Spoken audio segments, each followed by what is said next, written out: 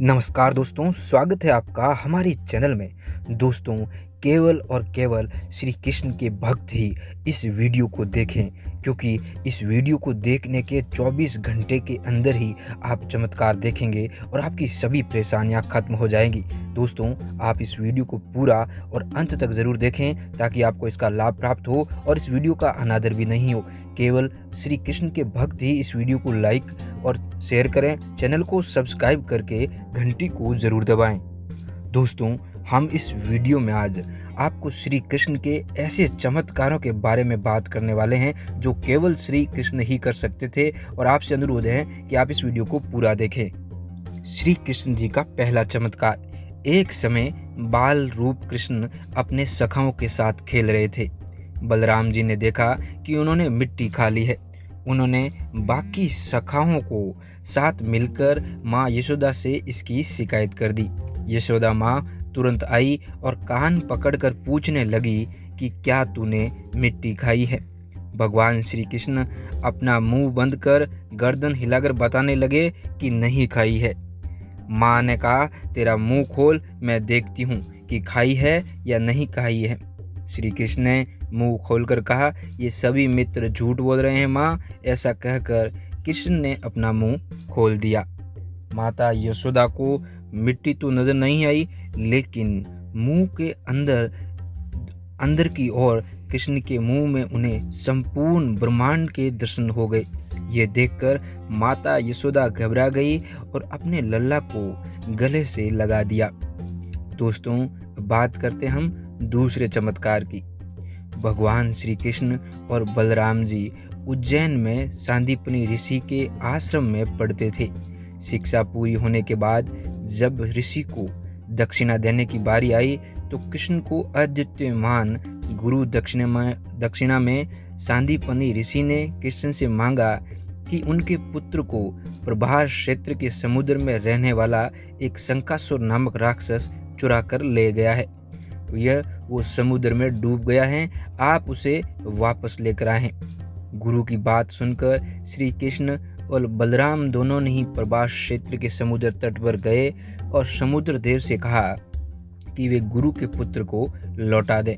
समुद्र ने उत्तर दिया कि यहाँ पर कोई बालक नहीं है। तब समुद्र ने बताया कि पांचजन्य नामक समुद्री दैत्य, जो शंकासुर नाम से भी प्रसिद्ध है, वो बालक को खा गया है।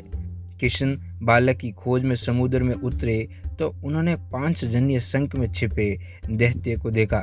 दैत्य का उदर चीरा तो कृष्ण को वहां पर कोई बालक नहीं मिला। उस राक्षस का भगवान श्री कृष्ण ने पेट चीरा तो वहां पर उन्हें कोई बालक नहीं मिला।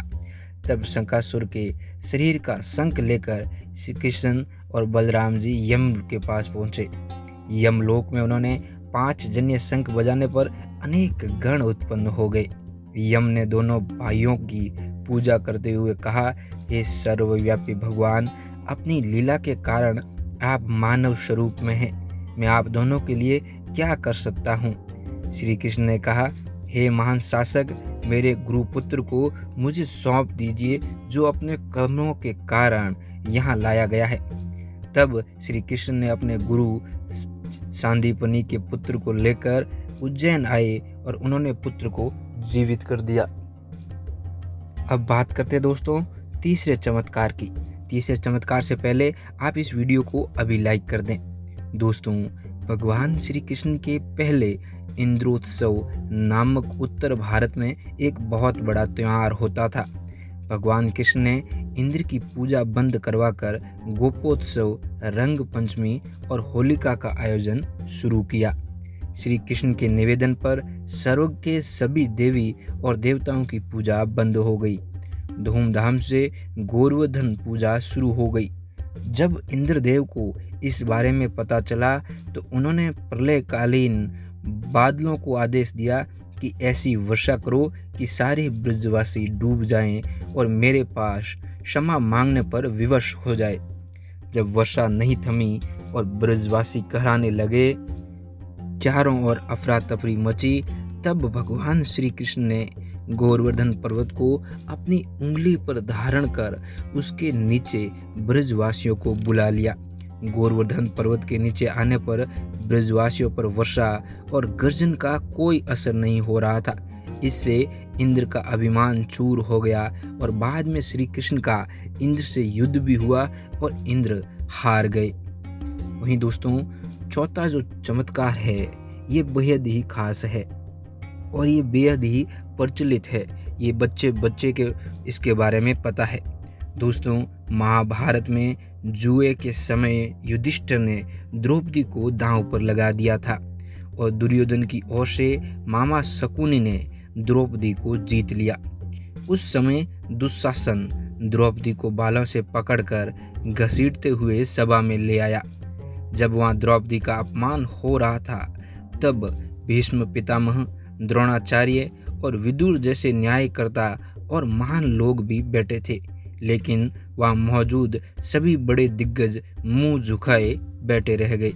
इन सभी को उनके मौन रहने का दंड भी मिला। देखते ही देखते दुर्योधन के आदेश पर दुशासन ने पूरी सभा के सामने ही द्रौपदी की साड़ी उतारना शुरू कर दी। सभी मौन थे। पांडव भी द्रौपदी की लाज बचाने में असमर्थ हो गए। तब द्रौपदी ने आंखें बंद कर वासुदेव श्री कृष्ण का आह्वान किया। दोस्तों द्रौपदी ने कहा, हे भगवान, हे गोविंद, आज आस्था और अनास्था के बीच जंग है। आज मुझे देखना है कि ईश्वर हैं कि नहीं।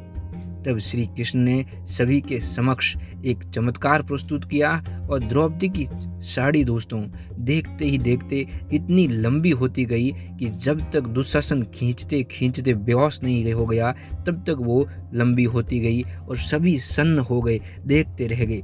सभी को समझ में आ गया था कि ये भगवान श्री कृष्ण का ही चमत्कार है। दोस्तों पांचवा चमत्कार है भीम का पुत्र और घटोत्कच का पुत्र बर्बरीक अत्यंत ही मायावी और शक्तिशाली था। बर्बरीक के लिए 3 बाण ही काफी थे, जिसके बल पर वे कौरवों और पांडवों की पूरी सेना को समाप्त कर सकते थे। युद्ध के मैदान में भीम पुत्र बर्बरीक दोनों खेमों के मध्य बिंदु पर एक पीपल के वृक्ष के नीचे खड़े हो गए और ये घोषणा कर डाली कि मैं उस पक्ष की तरफ से लड़ूंगा जो हार रहा होगा। बर्बरीक की इस घोषणा से श्री कृष्ण चिंतित हो गए।